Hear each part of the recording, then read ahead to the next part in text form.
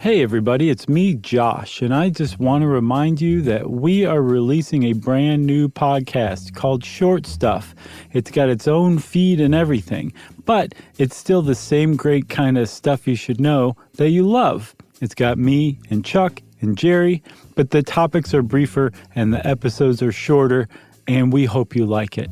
It's its own thing. It comes out every Wednesday, and you can find it by going to Apple Podcasts, Spotify, or wherever you get your podcasts and searching for Short Stuff. Enjoy!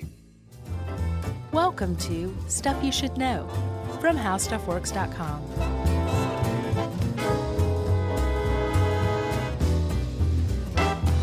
Hey, and welcome to the podcast. I'm Josh Clark. There's Charles W. Chuck Bryant. Jerry's over there, and Jerry said go, so this is Stuff You Should Know, which America loves because it rhymes.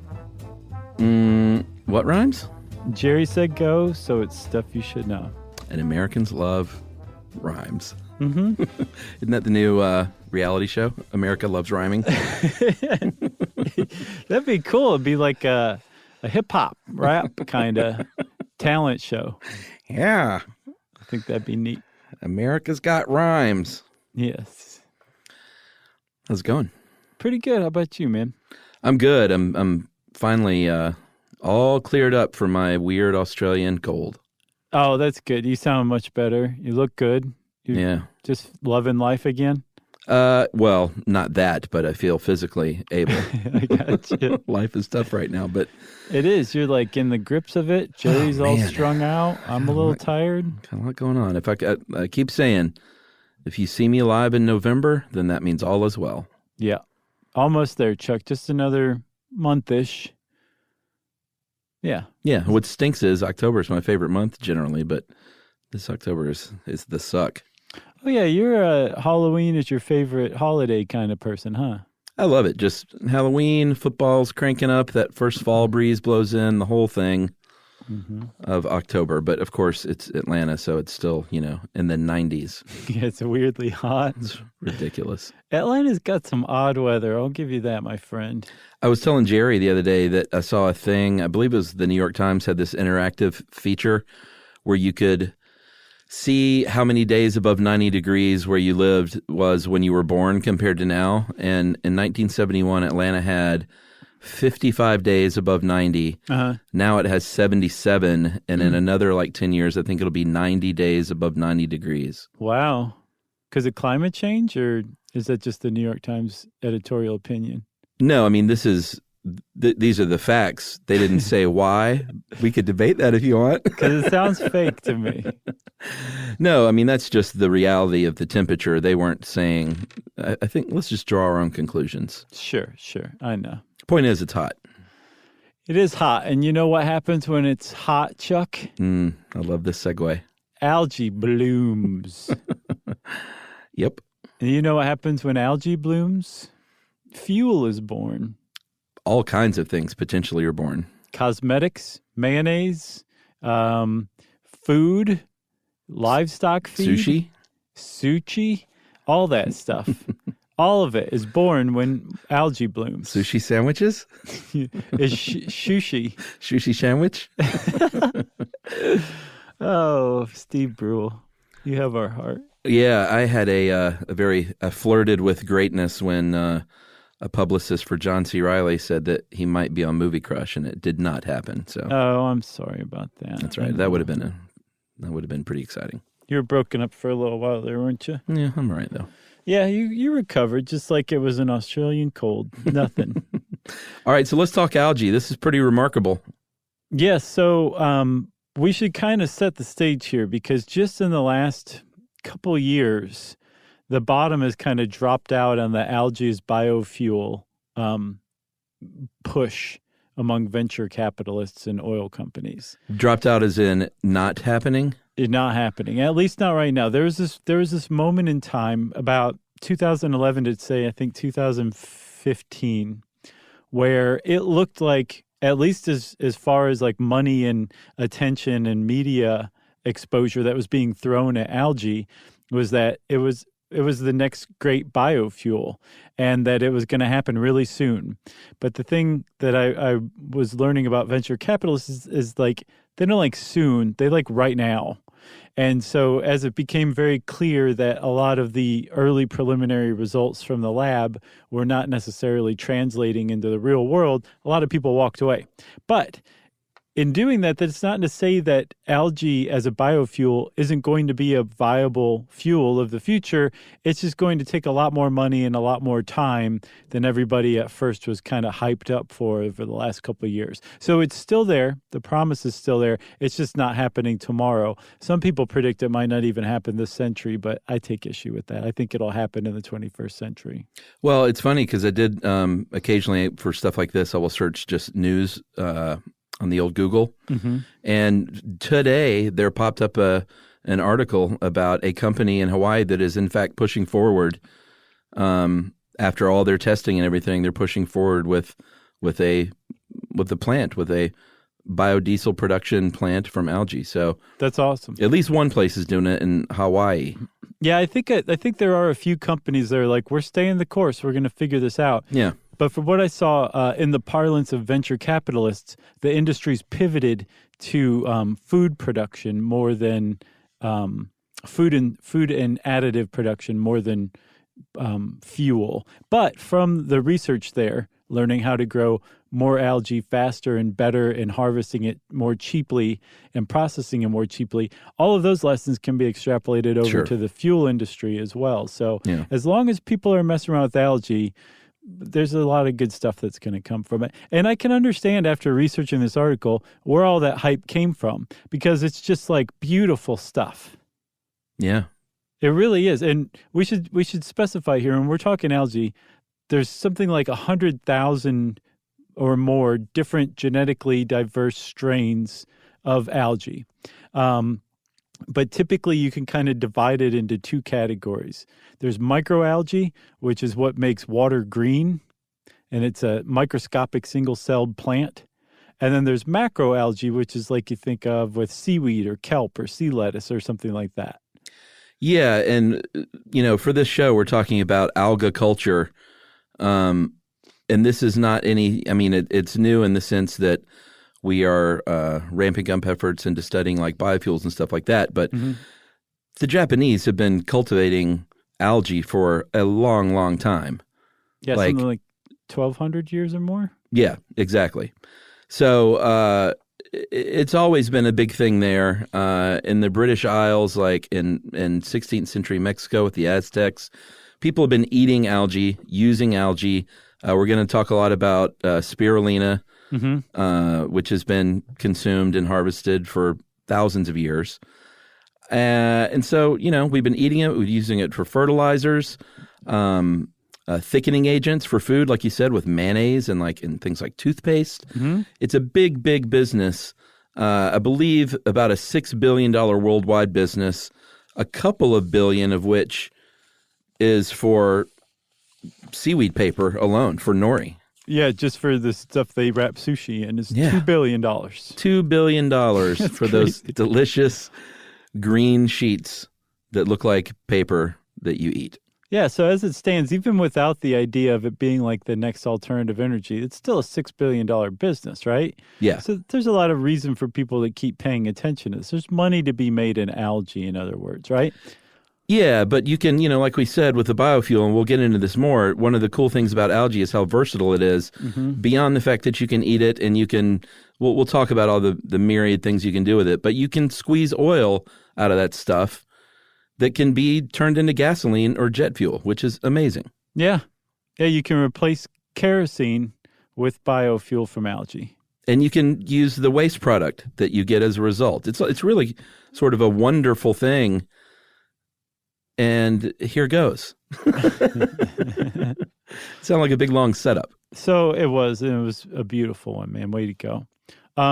So with algae, with either type, what we're talking about are plants, right? Yes. And just like any other plants, they produce their own food through photosynthesis. Yeah, green plants.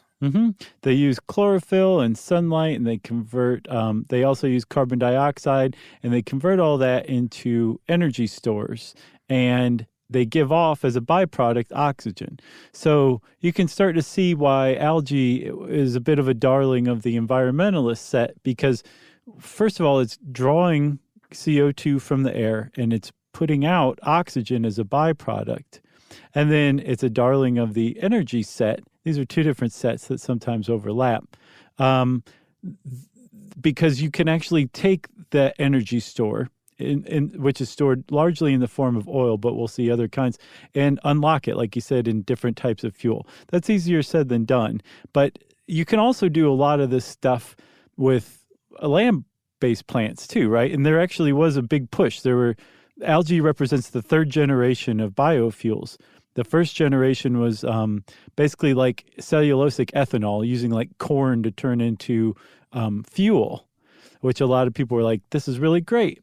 And then if you'll remember those food riots in like Egypt and Haiti in I think 2008, diverting corn from the food supply over to the energy sector is really, really bad. So people said, okay, we don't want to mess with our food supply. We can't use food for energy, but we can use waste from that stuff. So like you can take the corn stalks that nobody's eating and turn them into a biofuel, which is great, but it requires several extra expensive steps. So it's just not cost efficient. Now algae came along and it has a lot of things going for it compared to land-based plants that made it really, really attractive for a number of reasons. Well, yeah, for sure.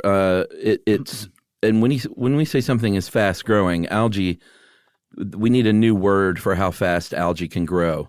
Ultra fast growing. Yeah, I like that. Turbo growth. That's good. Land plants, like you were talking about, sometimes it takes years or months maybe to reach maturity. Algae can do this. That can complete a life cycle sometimes in a day. Yeah. Algae can, well, some algae, because I think there are more than 70,000 species. I saw 100,000. Oh, really? Mm-hmm. They probably found 30,000 this morning. Probably. Some algae, though, can double their biomass in an hour. Right. Super efficient as far as converting solar energy to biomass. I believe land plants use like 95% of their energy just building like the structure, like root structures and stems and things needed to like support the plant itself. Right. You don't need this with algae. It's just floating out there. Right. So, I mean, if you're using 95% of that sunlight and carbon dioxide nutrients just to build the structure you need to keep doing that. Just to be a dumb plant. That's extraordinarily inefficient, at least compared to algae, which for sure. it just floats in the water. It doesn't need roots. It doesn't need much structure. It's a single-celled plant. So basically all it is a little solar-powered energy-producing factory. Yeah. And that's what it does, and so it's extraordinarily efficient compared to land plants for sure. Compared to land plants, you can grow algae in very, very tight concentrated spaces. Mm-hmm. I have here that they produce up to 100 times more oil per acre, 100 times than land plants. Yeah. That's remarkable. Yeah, that's pretty substantial too. Plus, there's different types of algae that produce oils or are edible for food.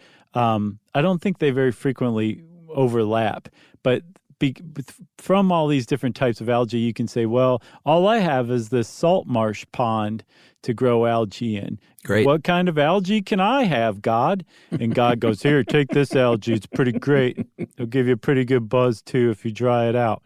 And the guy takes it from God, puts it in his salt marsh pond, harvests it, saves a little bit for his head stash, and then sells the rest to Rex Tillerson. That's right. And that's the end of the Bible. The end. The other cool thing is algae doesn't compete. It's not like an either or with land plants. It grows in the water, so it's not like, oh, I need all this land that you need for corn to grow my algae. It's a big one. Don't even need fresh water. It can grow in gross water, dirty water, polluted water, salt water, and not all algae, but certain kinds of algae. Right. So it's not like they can coexist, you know. They can all just be friendly. You can still have your cornfields. in your algae ponds. Yeah, and again, it's unlike the first generation of biofuels. It's not competing directly with the food supply. It's not saying, well, we need this land to grow algae, so we can't grow corn on it. It's, we've got all this land to grow corn, and we've got this stupid pond that's not doing anything for anybody. Let's grow algae in there too, baby. And then you've got a farmer that's growing both. One of the other things about algae too, Chuck, is that a lot of those things overlap, right? Yeah. You can actually set up a kind of algae that is not only like producing oil. You can use the leftover stuff after you've extracted the oil to feed your cows on your land, or to feed the corn that's going to feed the cows. And then all the while, you're also drawing carbon dioxide from the atmosphere. So it's pretty great. It's pretty versatile. And there's a lot of reasons people like it. So on all that, I think we set it up pretty well. You want to take a break? Yeah, you know how excited I get when we talk about efficient systems. I know you do. You get jazzed. I need to go calm down. All right.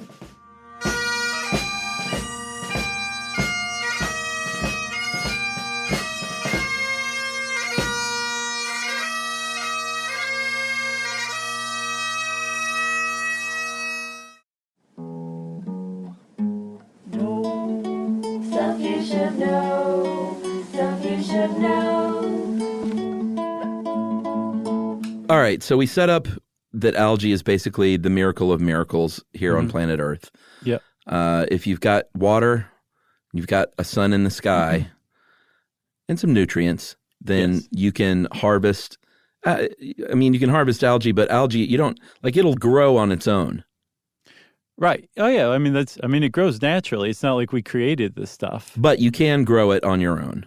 You can. Well, I think what you're saying is there's techniques you can do to improve the growth of algae, right? Yeah, or you can harvest this stuff from the ocean. Right. But there are many, many ways to actually have your own little algae farm. Right. Especially if you're making if you're doing micro algae, like the tiny single-celled stuff that you actually can't see. It's just, when water turns green.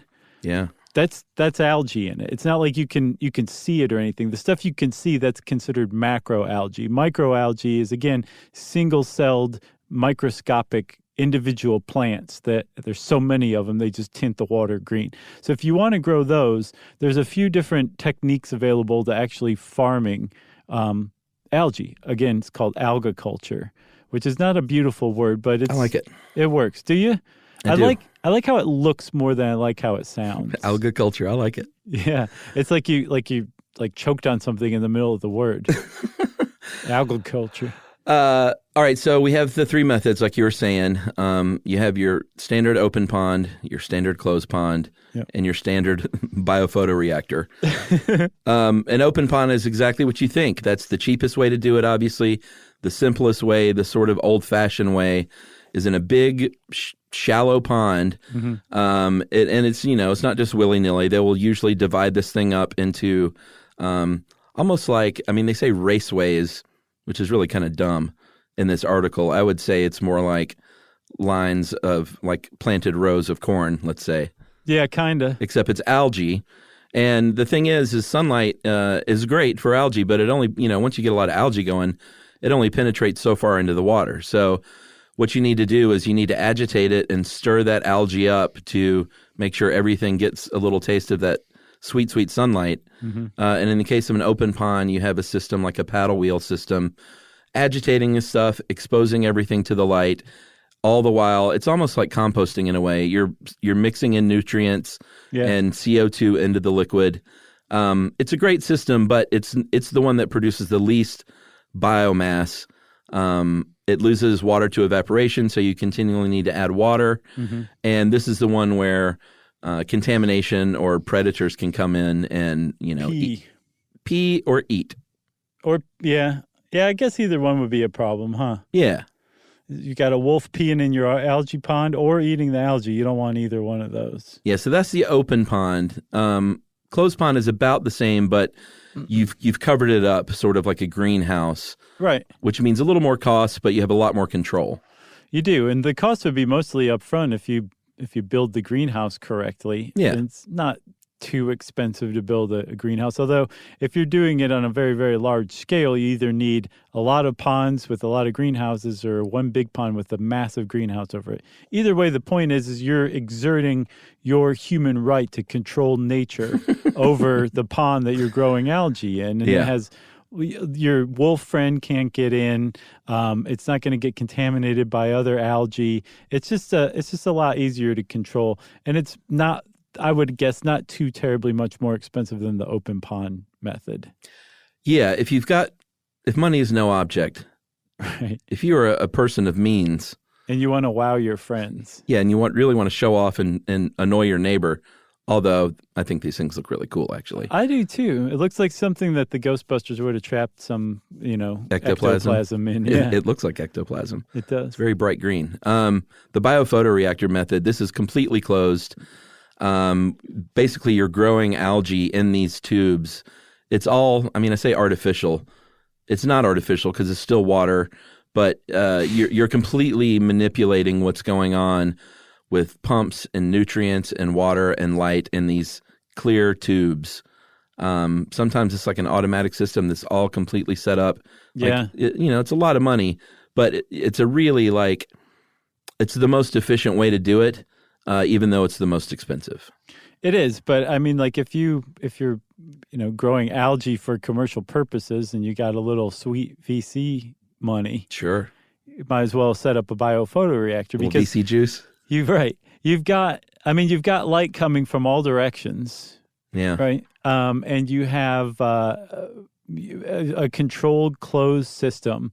Because one of the things about algae is it grows and it grows really fast. But if you make sure it has nutrients it needs, the pH is just right, like it likes slightly alkaline water of a pH between 7 and 9, I believe, with a temperature of 60 to 80 degrees Fahrenheit. You can control all this stuff very easily with the biophotoreactor. Again, the problem is the upfront costs. Yeah, for sure. But the thing is with these three methods, you can grow algae. Some methods are better than others, but you know that you can grow algae in here. The problem really comes in getting the algae out of the water and then getting the oil or whatever you're trying to get from the algae out of the algae.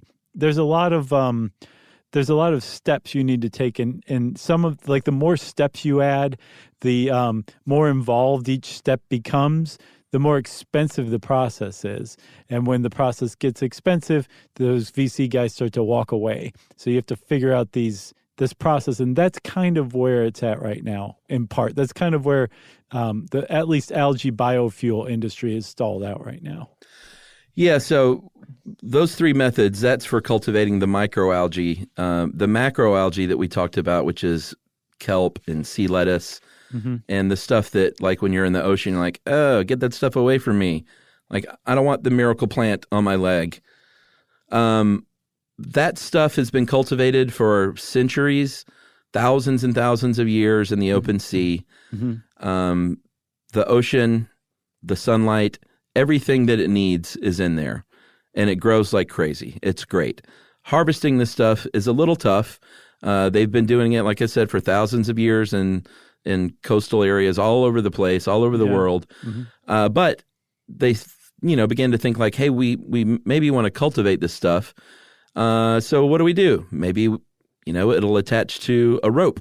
The spore attaches to a rope, right, and it grows on that. So let's just throw these rope lines down on anchors, and it's basically a vertical growth rope. The same with a large net, it grows on that rope, and they basically can just anchor the stuff down, have it grow along these rope lines, and then pull those in when you want to harvest it. Right, exactly. That's a traditional way of cultivating it. If you're Japanese, you think, well, I guess I'll just invent a really awesome machine that mows the lawn of a kelp forest underwater and just harvest it like that. So there's that technique as well. Pretty cool. And then you also there's just walking out into the water and grabbing, whether it's kelp or floating kind of mucky algae. You can just harvest it as simply as that. The difference is you're talking about macroalgae, something you can put your hands on and just kind of put into like a bucket or a bag or a basket or something, some receptacle of some type. Whereas with microalgae, if you try to do that, it's just you got a bucket full of water. You still have this harvesting technique that makes microalgae so much more difficult that you can't just use traditional techniques to harvest it. You have to basically set up some big time machines. Yeah, so let's talk about the harvesting and processing a little bit. Like you said, with the microalgae, you're just pulling this stuff off, but ultimately what you want to do is end up with a paste, with an algae paste. Yeah, that's the good stuff. That's the real good stuff. So in order to do that, you need to, obviously you need to remove the moisture, and that will leave you with this dense biomastic paste. Microalgae presents a unique problem, like you said, because it's just like, it looks like a bucket of water, right? Like green water. Yeah. So it makes sense that one of the methods is filtration. You just feed it through a filter, and it's got the tiniest little membrane that these pores won't fit through, these algae cells, and so it just filters it out. And the problem with that is probably what you would think is it's really easy for that stuff to become clogged up. Right. I don't even know why they would try this. It would just clog immediately, you know? Yeah, but I'm sure it's not. I'm sure it takes that into consideration with its design. Sure, I guess. You want to talk about flocculation? Flocculation. That sounds dirty. It really does. It's not, though. It's just basically clumping algae. Like some algae naturally clumps, but not necessarily the algae you want. So if you throw in that algae that clumps with the algae you want, it can make the other algae clump. There's also chemicals that will make algae clump. And then you're basically taking microalgae and converting it into something you can manipulate like a macroalgae. So that helps. That's good. But then now you have microalgae that has some sort of clumping chemicals or algae that you don't really want mixed in with it. It's not a 100% foolproof method. Right. And the other problem with flocculation is if you do it too much, you will grow hair on your palms. It's true. It makes the saints cry when you flocculate. Flotation is another method. So this is when you use compressed air and you put it in the water and you bubble it up, and that makes the microalgae kind of go to the surface, where you can just sort of skim it off like foam, grit chaff, or foam. What is grit chaff? Like, you know, when you make slow cook Southern style grits, you ever do that? Oh yeah, yeah. You got to rinse it. So, same with like sushi rice. You rinse it in cold water, and that the husk, I guess it is. I guess it's the husk, kind of floats on the top. That's starch. And you get a little strainer and skim that stuff off, so you can end up with good soft grits or good soft rice. What do you do with the stuff you skim off? You just throw it away? Yeah, I wonder if there's a use for that. Surely, I'll bet people feed it to their pigs or something like that. Well, that'd be a lot of grits that you're cooking. Well, no, I mean, it's not like you're making the grits to feed the pigs, but rather than just throwing it out, you give it to the pig. You know what I mean? All right. There's also, Chuck, I love this one. There's also the centrifuge method. Yeah, that makes sense. Which is where you get that bucket, but your bucket spins around and has tiny holes in it. And it's basically, do you remember the salad spinner? Remember, I've got one. Okay, so it's a salad spinner for your microalgae, basically. Yeah, it just flings it all to the outside. The thing is that unlike your salad spinner, you can't get it at a discount at Marshall's or TJ Maxx. You probably have to build it yourself or buy one that's very expensive. When you start adding the word centrifuge rather than salad spinner, the price just automatically goes up. Yeah, and here's the thing. The cool thing is you don't have to do just one of these. A lot of times they might be like, well, let's flocculate for a little while, but I don't want my palms to grow hairy, so I will then throw it in a centrifuge, right? Because I'm drowning in VC juice. Right. And they bought me one. So they can combine methods. Yeah. A lot of people will combine methods, and I'm sure they combine methods out of necessity because none of the methods work by themselves. Yeah, for macro, you'd really just need to dry this stuff out. And I get the sense that a lot of it is sort of the old-fashioned way, just by kind of laying it out or hanging it out in the sun. Mm-hmm. Is that about right? I would guess, yeah. Surely that's the traditional method, you know? What was the one that we did? Oh, coffee beans, right? Did they just lay those out in the sun? Yeah, I think we did a show on that, and the traditional method is just beans just laid out baking. Gotcha. Am I wrong? You remember that? I don't remember at this point. I just remember that goats eat them, and some people pick them out of the goat's poop and then sell them for $1 million a pound. Should we take a break? I think so, Charles. All right. Well, let's do that, and then we'll talk about some of the many, many uses of algae right after this.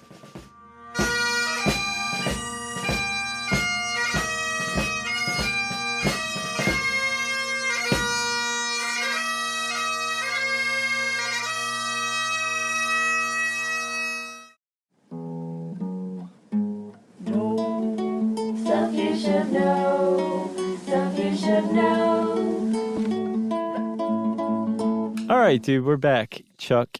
And I have to say, I'm a fan of algae now. Yeah, me too. So there's a lot of different things you can use it for. But we'll talk first about the ways you can use algae for fuel. And you might think at first like, whoa, how are you going to use algae for fuel? Again, that energy store that some types of algae, not all algae, but some types, and then other types even more than others, take the energy that they're converting sunlight, CO2, and other nutrients into these energy stores. They convert it as an oil within their tiny little single cell body. It's great. And if you get enough of these single cell bodies together in the form of these algae that you've gotten the water out of, you can extract that oil out of it. And there's a lot of different ways to do it. You can break the cell walls, basically, is what you're trying to do, either chemically or shaking or physically. Yeah, physically. You could also hit it with some sound waves. There's a lot of things you can do. Hit it with some sound waves. You can. Some Ted Nugent, yeah, I think really causes them to split open. And then you get the oil. So when you take that oil, you then have to refine it. And there's, depending on what you want to do with it, there's different techniques. Yeah, for sure. I mean, we've been championing the biodiesel. Well, that's really not true. We've been saying it would be great if they could figure this out. Right. And, the key to all this stuff, anytime we've done anything, we've done other episodes on other biofuels, it's all like it would be the one of choice if you could figure out a way to do it and make the most money. That's the only stumbling block ever. Yeah. Is when are you going to get the big companies involved? It's when you can say, hey, we've really figured it out such that it's a genuine threat to crude oil. Well, what's crazy is up until very recently, ExxonMobil and Chevron were both invested in this. So, I mean, the big companies were involved and they all just kind of walked away because it wasn't happening in the next 10 or 20 years. Yeah. I mean, you get that in a certain way because they're there to make money, but I don't know. Sometimes it'd be nice if someone sort of went out on a limb and maybe that's how it ends up happening. Well, they are. It's the little guys in Hawaii who are doing it, I guess so. Who deserve to be billionaires after this for trying to save the earth. So we talked a little bit about biodiesel. It can also be refined as an additive, right, for gasoline and jet fuel? Yeah. The cool thing about that is if you're going to convert it into jet fuel, you can actually use existing refineries. And that does something very important. It cuts down on costs. Oh, yeah, big time. Right? When cellulosic ethanol was huge in 2007, 8, 2009, there was one huge problem with it where if you were just pumping pure ethanol through existing pipelines, they were going to wear down in just a few years. Yeah. That is not true, apparently, with refined biodiesel from algae or jet fuel from algae, because it does not corrode the pipes and it doesn't corrode the systems that you use to refine it. So you don't have to build entire new pipelines or entire new refineries. You can just switch over to algae at some point. Yeah, that's awesome. That's a huge mark in its favor. And I think 7 years ago, there was a flight from Houston to Chicago, an entire commercial jet powered by algal oil. Algal? Oh, man. I hate this. I guess algal. Algal oil? Yeah. Okay. I would say that. They delivered the Rangers to get beat by the Cubs. But it's not algae. It's not algae culture, though. It could be if we make it. We have a lot of listeners. All right. By the way, Houston is the Astros, not the Rangers.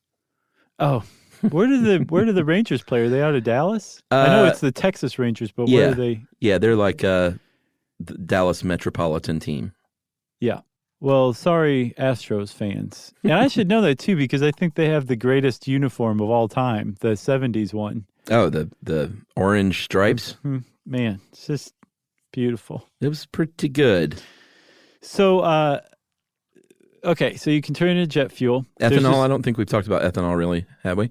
No, and so ethanol, again, it's basically just breaking down the cellulose. Remember how you said plants, like, spend 95% of their energy building the structures that support them and let them live? If you take those structures and that support them and let them live and break them down, you can turn that's what cellulosic ethanol is. So it's basically plant material, that those carbohydrates are what they use to build those walls, and you can break them down and use them for energy. And you can do the same thing with algae too. Yeah, and the great thing is, aside from the oil, because algae is made up from carbohydrates and cellulose, you can actually ferment this stuff into grain alcohol. Yeah. I wonder what that tastes like. I don't know, like seaweed that gets you wasted. I wonder. No, I would try it. Sure. You and I were coming back from Hilton Head this past weekend, and there was a billboard for a liquor store outside of Savannah, and it said corn whiskey, but in the Coca-Cola font for some inexplicable reason. Oh, really? Yeah, it was really weird to see. How was Hilton Head? Was it storm ravaged or not bad? It must have hit above it because it was totally fine, beautiful, not a leaf out of place. And because of your Hilton Head Leaf Journal, I counted them before. They're all here. They're all present and accounted for. All right, be back in 6 months. Right. No one move. And then methane, I think, is the final one of the final uses. Everyone knows we talked about methane plenty. That's one of the main ingredients in natural gas, and it's what cows make when they have a tootie booty. It is, and it says here that it's a clean fuel. That I don't understand that at all. Methane's like one of the worst greenhouse gases there are. It's worse than carbon dioxide as far as trapping heat. It's just there's less of it than carbon dioxide. I just thought that was really weird. But the thing I love about producing methane through algae is that you're not actually using the algae. You are using the algae. You're using the algae as a feedstock for a bacteria, because when bacteria consume algae, they produce methane. So you're taking the algae and feeding it to bacteria, which seems pretty cold and calculating. Perfect for an oil company. Yeah, that's a good point. We also talked earlier, I think I teased out that that algae even loves really gross polluted water. It thrives in polluted water. So they could use it potentially, and I think they may be, or are they? They are. They're using it for wastewater treatment in certain places. Yes, you can use it for wastewater treatment. They're using it. I think there's an experiment in an old tin mine in Cornwall in the UK where they've added some algae to see if they can bioremediate the cadmium and the arsenic in the water that's flooded the mine. And the great thing about algae is some of it just absorbs heavy metals and pollutants. It just absorbs it and hangs on to it. And then you go just put it away for 1 billion years or something like that. It just kind of sucks it up. Others actually use this stuff for metabolism. So it will break down a heavy metal like cadmium that's toxic to us into something that's totally inert to us, which is just mind-bogglingly wonderful. So they're starting to really kind of look into the idea of using, again, there's like 100,000 different strains of algae, to using some of them for bioremediation, which is a huge plus, because right now we use chemicals to sop up chemicals. Another thing you can use algae for is for oil spills. Yeah. And there's something called herder chemicals, which if you add to an oil spill, it actually moves them together and turns it from this little thin sheen on the ocean into a much more concentrated, thicker sheen that you can actually skim off or burn or something. Well, there's types of algae that do that too. But the plus of algae is that it's not some chemical that stays in the environment like the stuff we currently use, the chemicals we currently use, that we're not quite sure what the long-term effects are. Right, like, okay, no more oil, but now we've got this unknown, or not unknown, but a chemical with unknown damage down the line. Exactly. Just replacing the oil. Right. With algae, that's not the case. We know what algae will do. We're pretty much, I mean, I'm sure there's invasive species situations that we could accidentally get ourselves into, but that's the last thing you're thinking of when you're cleaning up an oil spill. You know what I'm saying? And that baby penguin comes over and is like, help me, please. And then earlier in the show, I talked about the quote unquote waste product. Mm-hmm. We're talking about if you're extracting that oil, what you have left over after you've squeezed all that oil out of it, you can use that as fertilizer or as a supplement for animal feed. And that's the leftover. Even if you're not using it for biofuels, it's really good for you. Like humans eat it, cattle eats it, marine, like shrimp and shellfish. Yeah. Love the stuff. It is chock, like if you're talking about spirulina, it is chock full of protein, omega-3 fatty acids, vitamins, iron, beta-carotene. I think it's got more protein than meat. So for 100 grams, spirulina has 57 grams of protein. Steak has 25 grams of protein. Amazing. And spirulina has 158% of your daily iron. Steak has 13% of it. And steak's like a high iron food. I believe spirulina has far more iron than spinach even. It also has tons of calcium, like you said, omega-3s. And like I think in the 70s, the UN called it a superfood of the future. And it is extremely good for you. But again, the idea of calling it a superfood of the future is kind of ironic because in the 16th century, the Aztecs were eating it as little cakes of spirulina. The Welsh have been eating something called laver bread, which is just basically spirulina algae on toast. I bet that tastes so good. I want to try it. It looks like overcooked mass of spinach. But they say like you can tell like the different terroirs depending on where it was harvested. But I would love to try that. Yeah, and you mentioned very early on the reason that I guess people like Exxon have put it on hold. You sent this great article where I would figure the limitation would be like, well, it's in the processing, it's too expensive, or we haven't figured it out yet. Apparently, what's sort of the big holdup is in the biology itself. It's just, I think you need too much of it to go to scale. Is that about right? Yeah, because here's the problem. This stuff, if you're growing it in a flask in a lab, it really does like all this amazing stuff that people are saying. The problem is when you extrapolate that into the real world conditions kind of start to take over, and it doesn't necessarily translate like it should. And one of the big things they ran into is when you start getting algae on a massive scale, when you start growing it on an industrial scale, the algae starts to compete with other algae for things like sunlight and nutrients. Yeah. So you're left with, well, then that means, let's say that's having the amount of algae I'm trying to grow or the amount of oil I'm trying to harvest. That means I have to double the surface area of the pond. I have to grow twice as much algae as I thought. Yeah. And there was some prediction, I think, a few years ago that biodiesel from algae or biofuel would be running about 10% of the EU's transportation sector, which is just an enormous amount. That would be amazing if it could do that. But they found that for that to happen, you would need a pond basically about 3 times the size of Belgium to grow that much algae as it stands right now. So again, that's not to say that like it's just never going to happen. It's just, well, here's a really big wall that we've hit. Now let's figure out how to get over it, because algae really could do this. Yeah, for sure.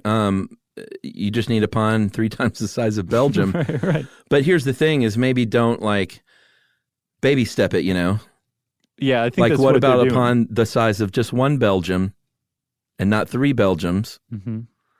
Now we said Belgium so many times it sounds funny. Well, we could just flood Belgium. Oh man, that'd be so mean. Belgium's lovely. They've been asking for it for years, though. What's this other one here? In 2010, a scientist based at Wageningen Mm-hmm. University. I bet they don't have a mascot. The flying tongue twisters. They published findings that suggested an area about the size of the state of Maryland, if it was sea lettuce, you could provide enough protein to feed the entire human population. Yeah, that's pretty impressive. But it's sea lettuce. Yeah, I mean, yeah, I would try it. I've never had sea lettuce as far as I know. No, I would try it too. It's just the article does say that, like, part of the problem then is like convincing everyone to eat sea lettuce all the time. And it's absolutely true. I mean, it'd be foolish to think otherwise, But if you're trying to solve world hunger, I mean, Well, that's the thing. You could also, and a lot of people use spirulina powder as like a dietary supplement because it's so good for you and it's so energy dense. But there's a couple of other things I wanted to mention though before we leave about the kind of greenness of algae. One, it's carbon neutral. Yeah. I don't think we said that, but the CO2 that algae uses to produce it, to do its thing, it's actually sucking it right out of the air. So it releases CO2 when it's burned as biofuel, but that CO2 was just in the air like a month ago. So it's not like it's coming from a sequestered sink of CO2 like fossil fuels that we dig up that are not part of the carbon cycle right then, that we're actually adding to the air. So it would make it a carbon neutral thing. And then the other thing, if we replaced soy with algae as livestock and fish feed, we would no longer have to do any wild caught fish, because apparently they go out and catch wild fish, grind them up and feed them to farmed fish as feed to get the omega-3s. If we just supplemented that with algae, we wouldn't have to catch any wild fish whatsoever. And then if we replaced cattle feed made of soy with algae, we wouldn't have to cut down forests to grow soy to feed the cattle on. Yeah. So it could be, I mean, if we really just keep looking at algae and don't walk away from it, don't walk away from algae, there's a bright future ahead of us with it. There's so much promise in algae, baby.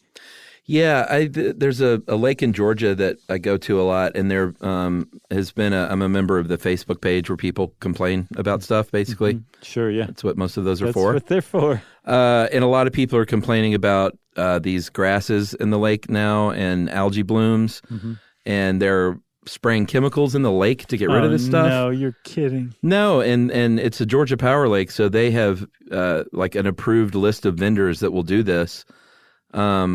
And my whole thought is like, if there's an algae bloom, it's like, isn't that nature trying to work something out?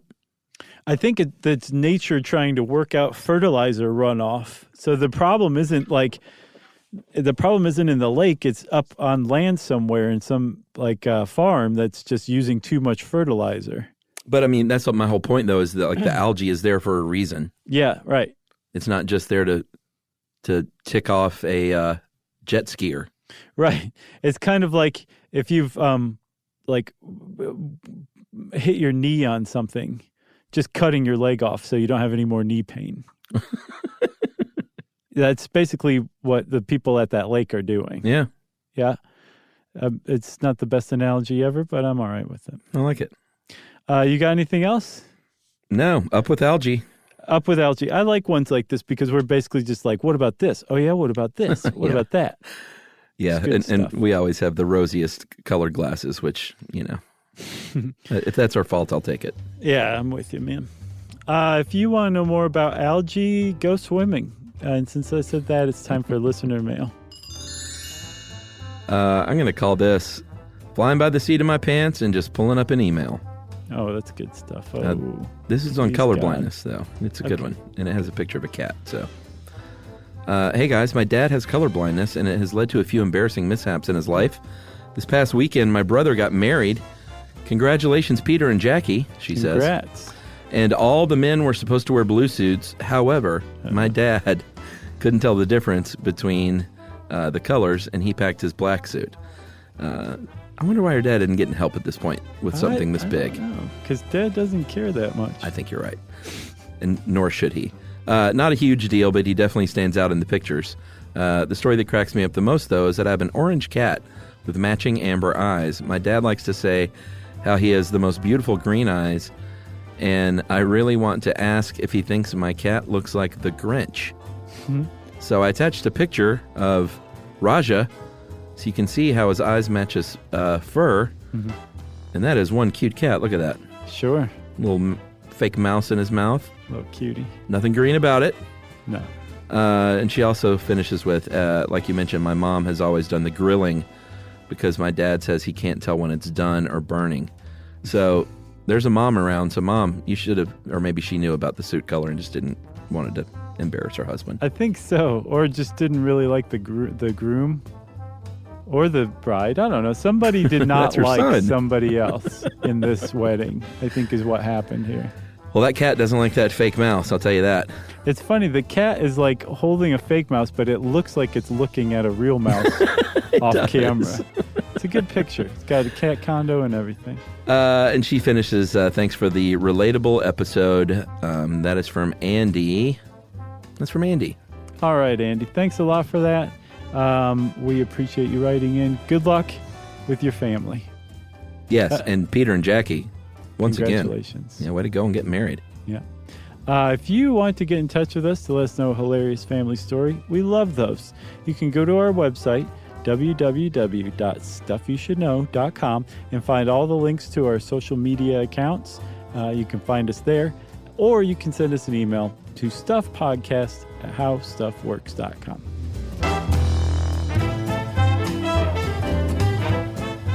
For more on this and thousands of other topics, visit howstuffworks.com.